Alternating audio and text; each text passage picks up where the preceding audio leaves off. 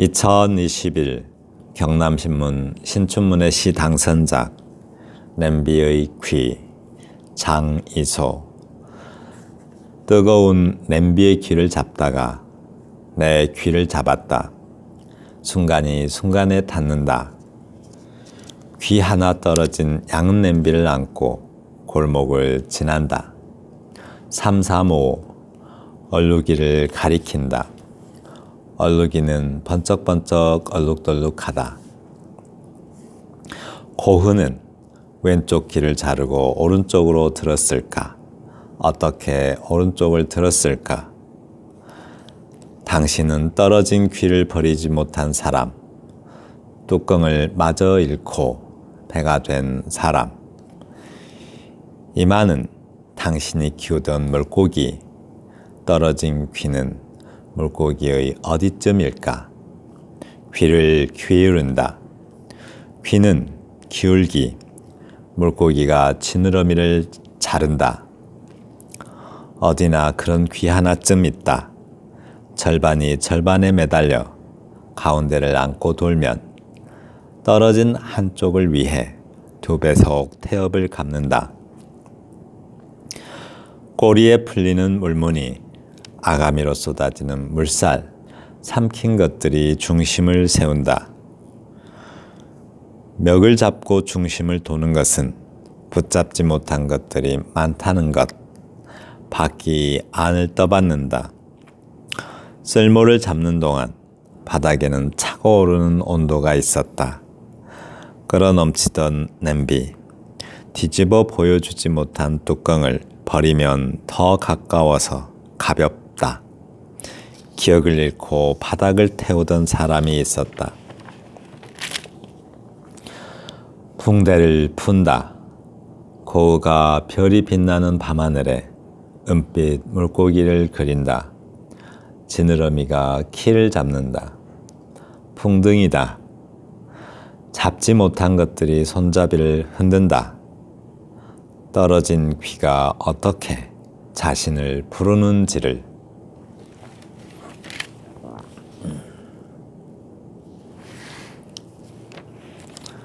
냄비의 귀, 장이소 시인의 시입니다. 냄비의 귀, 뜨거운 냄비의 귀를 잡다가 내 귀를 잡았다라고 하는데요. 이거는 냄비를 보면서 어떤 이게 시 내용이 전체적으로 중심과 주변으로 좀 이루어진 것 같아요. 냄비를 보면서 소외되었던 자신, 혹은 이렇게 요즘 말로 왕따 되었던 자신을 회고해 봤던 것 같기도 하고, 또 소통되지 않는 어떤 중심과 주변의 문제들을 생각한 것 같습니다. 그래서 뜨거운 냄비의 귀를 잡다가 내 귀를 잡았다. 귀라는 것은 듣는 기관인데, 그죠? 다른 사람의 귀를 잡다, 내 귀를 잡았다 이렇게 말하는 걸로 봐서 실제로 뜨거운 냄비를 잡았던 것 같기도 해요. 그래서 얼른 뜨거워서 자기 식히려고 손을 뜨거워하고 귀를 잡았던 것 같기도 한데, 그러나 독자는 해석할 수가 있죠. 여기에 해석을 붙이면 돼요. 의미를 붙일 수도 있고. 그래서 여기서 보면 뜨거운 냄비의 귀, 뭔가 다른 사람의 뜨거움을 가지고 있는 다른 사람의 귀를, 즉 소리를 들으려다가 내 귀를 잡았다, 이 말은 소통이 되지 않고 자기 소리만 했다라고 말할 수도 있고, 또 뜨겁게 살아보려고 하다가 어떤 뜨거운 도전을 했다가 뜨거워하고 혼쭐이 났다, 이런 말이 될 수도 있겠죠. 근데 저는 두 번째 해석, 그러니까 다른 사람의 귀, 그러니까 말을 들으려다가 포착한다고 하죠. 우리가 귀가 다른 사람의 언어를 포착하잖아요. 손으로 포착하려다가 결국 나의 의미만을 포착했다 이런 말로 해석할 수는 있을 것 같습니다. 근데 시인이 이 말을 쓸 때는 실제로 냄비를 잡다가 뜨거워서 귀를 잡은 것 같기도 해요. 순간에 닿는다. 그렇죠. 뜨거움에 닿는 순간. 그 순간이 겁을 먹고 움츠리는, 귀를 잡고 뜨거워 하면서 겁을 먹고 움츠리는 순간, 그 순간으로 이어진다라는 말로 보입니다. 귀 하나가 떨어진 양은 냄비를 안고 골목을 지난다라고 하는데, 어떤 되게 이건 좀 추억하는 것 같아요. 과거 어린 시절을 말하는 것 같습니다.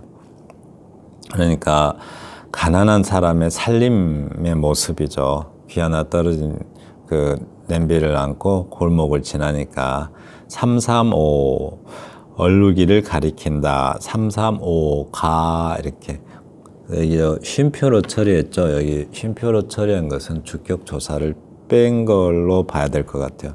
그러니까 335가 이 사람 저 사람 또는 또래의 친구들이 얼룩이를 가리킨다. 자기 얼룩이는 시인 자신인 것 같아요. 조금 모습이 초라하고 약간 지저분한 차림새, 그 차림새를 한 자기 자신을 가리키는 것 같습니다. 그 지저분한 차림새로 양은 냄비 안고 골목 지나니까 뭐 또래나 뭐 다른 사람들이 이렇게 가리킨다라고 말하는 것 같아요.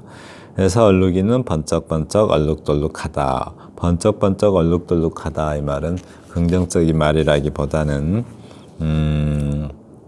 시인 자신의 지저분한 차림새가 눈에 띈다라고 말하는 것 같습니다. 근데 갑자기 여기서 고흐가 나와요. 고흐. 그래서 고흐는 이렇게 왼쪽 귀를 자르고 오른쪽으로 들었을까? 어떻게 오른쪽을 들었을까?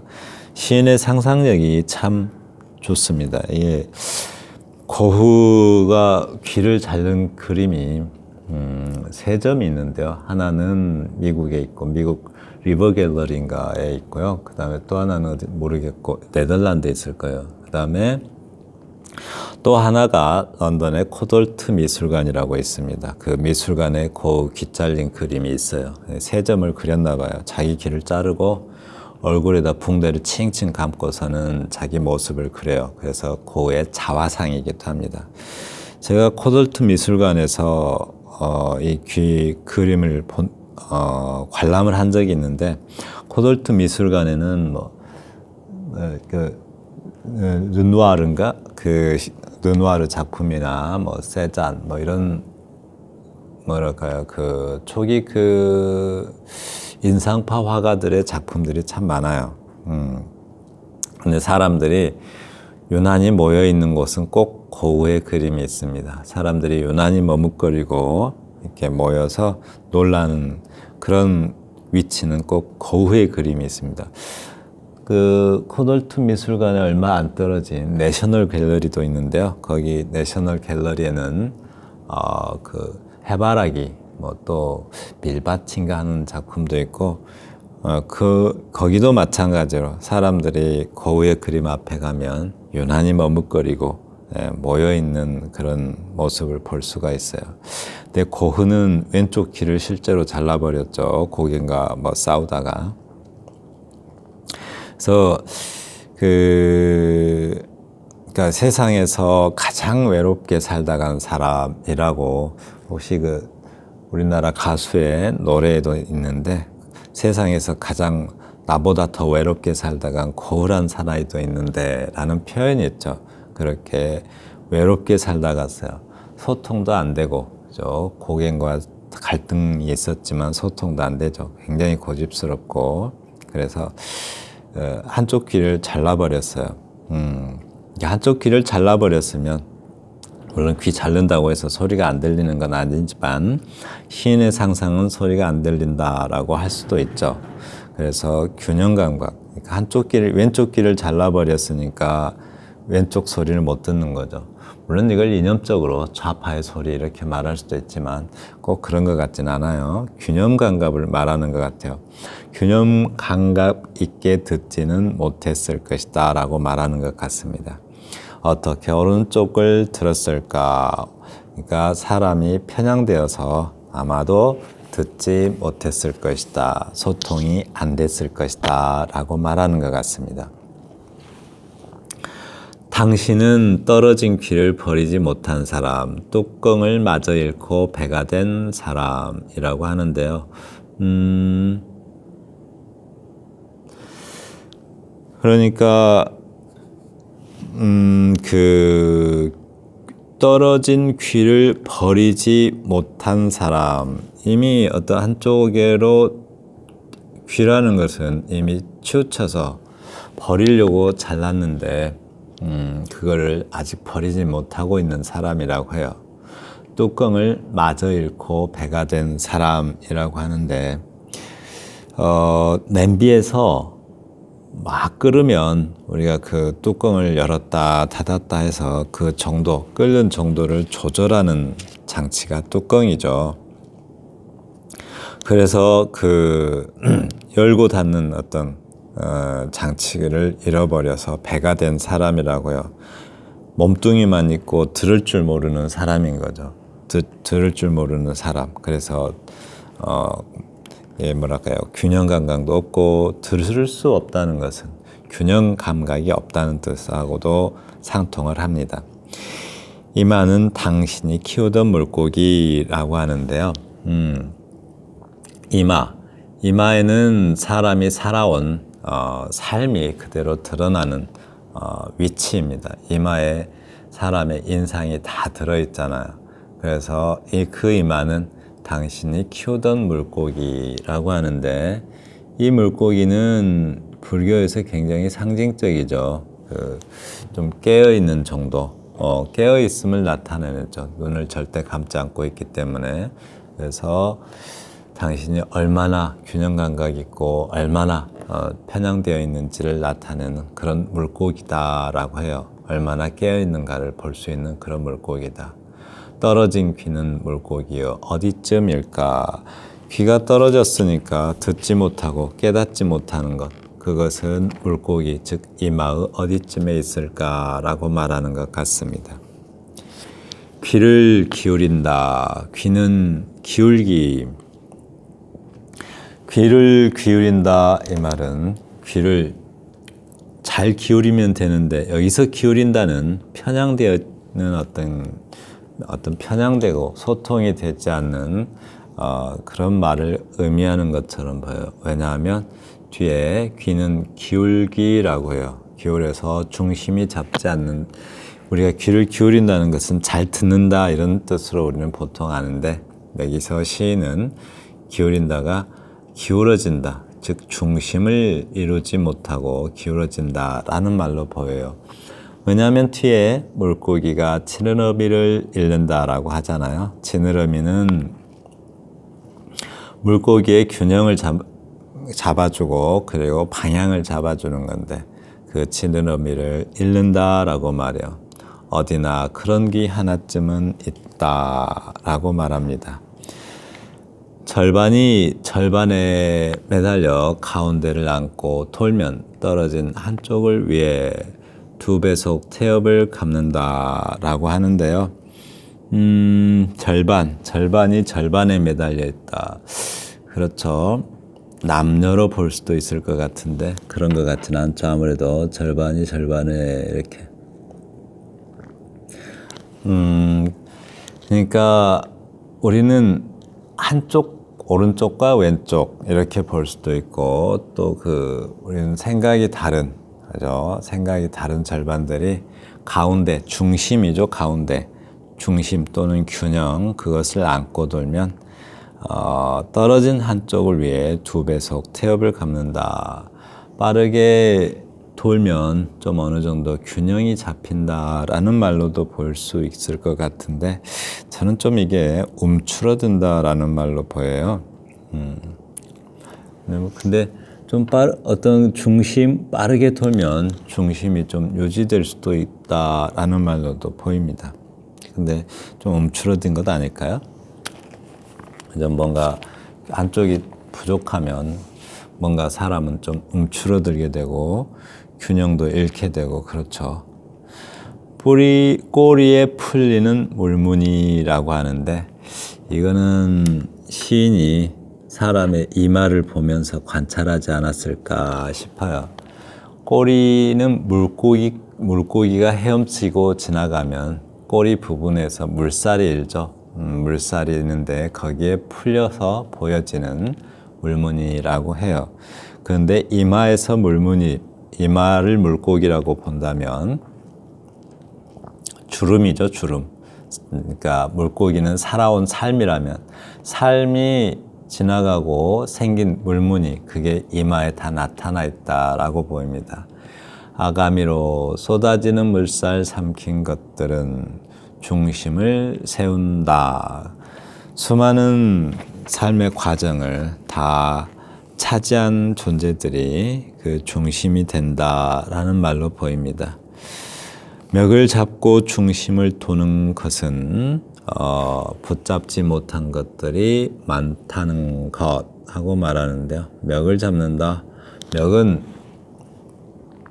우리 목의 앞쪽을 멱이라고 그러죠. 중심을 돈다고 하는데 중심에 들어가지 못한 존재들 말하는 것 같아요.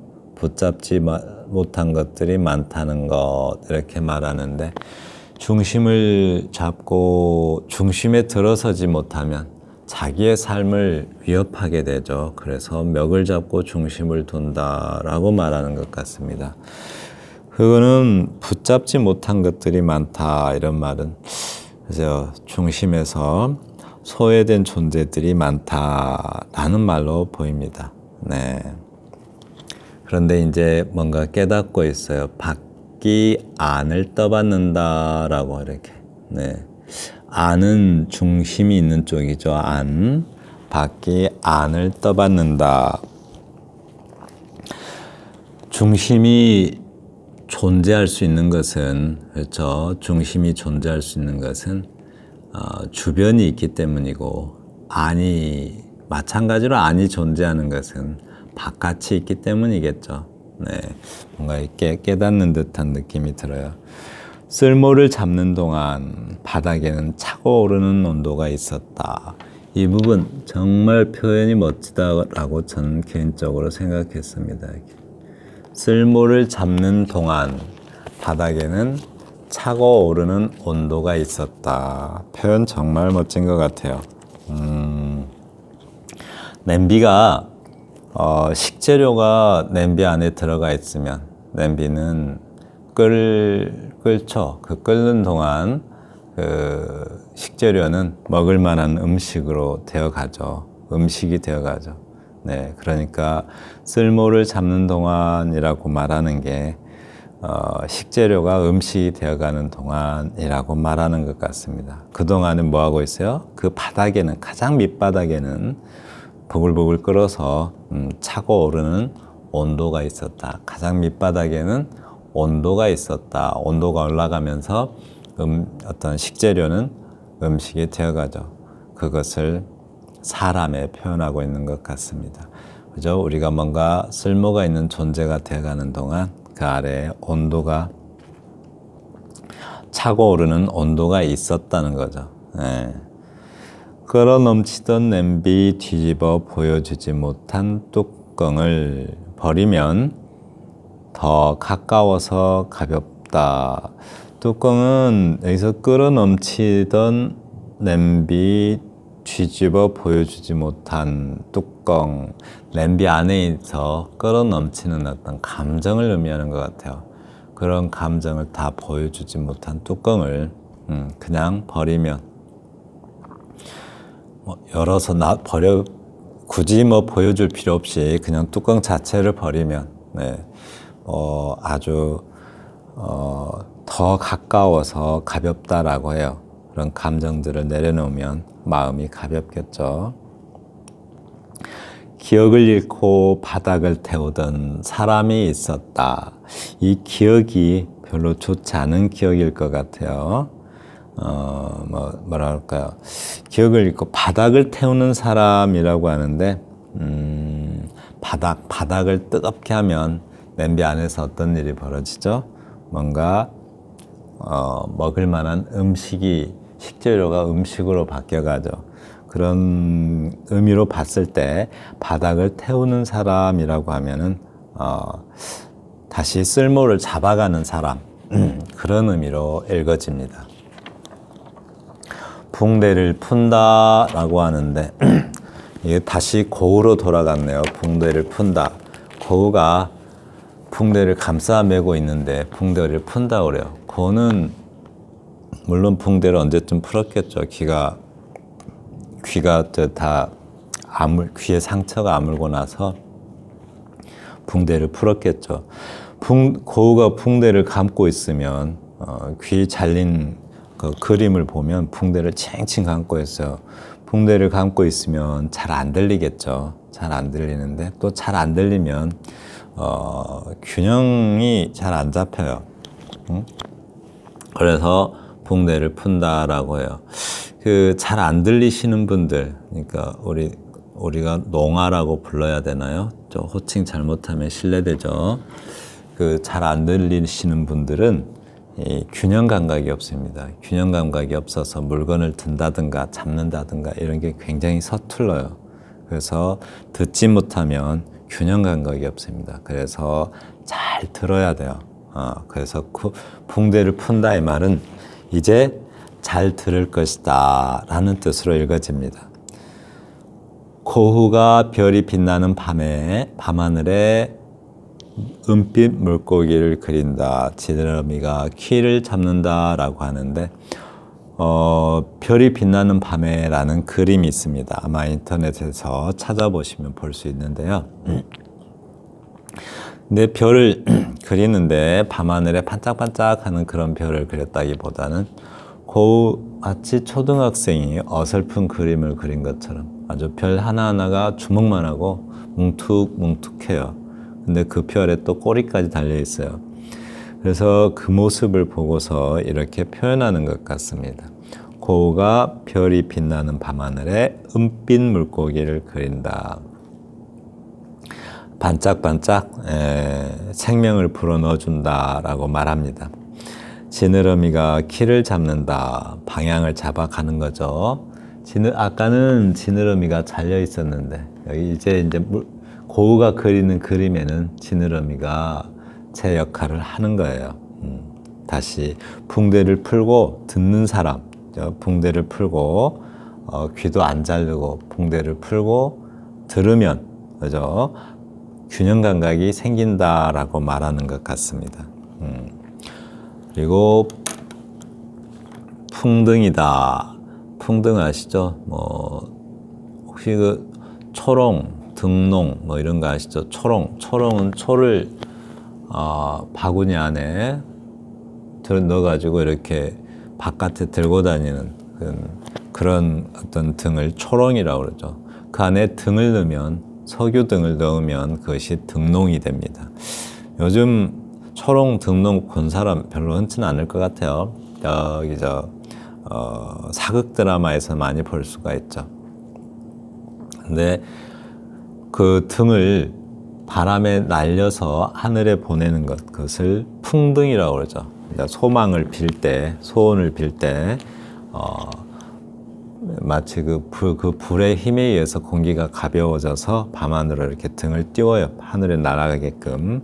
그거를 풍등이라고 그래요. 밤하늘을 훨훨 날아가는 어떤 희망을 말하고 있는 것 같습니다. 그리고 마지막 행에서 붙잡지 못한 것들이 손잡이를 흔든다. 떨어진 귀가 어떻게 자신을 부르는지를 정말 참 표현을 멋지게 잘한 것 같습니다. 붙잡지 못한 것들이 손잡이를 흔든다. 손잡이는 잡았네요. 그러니까 방향을 이제 잡고 균형을 잡겠죠. 떨어진 귀가 어떻게 자신을 부르는지. 그러니까 듣지 않고 떨어뜨린 그런 귀죠. 그러니까 떨어진 귀, 듣지 못한 소리, 그런 편견에 치우쳐서 듣지 못한 소리마저도 챙겨서 잘 듣게 되었다라고 말하는 것 같습니다.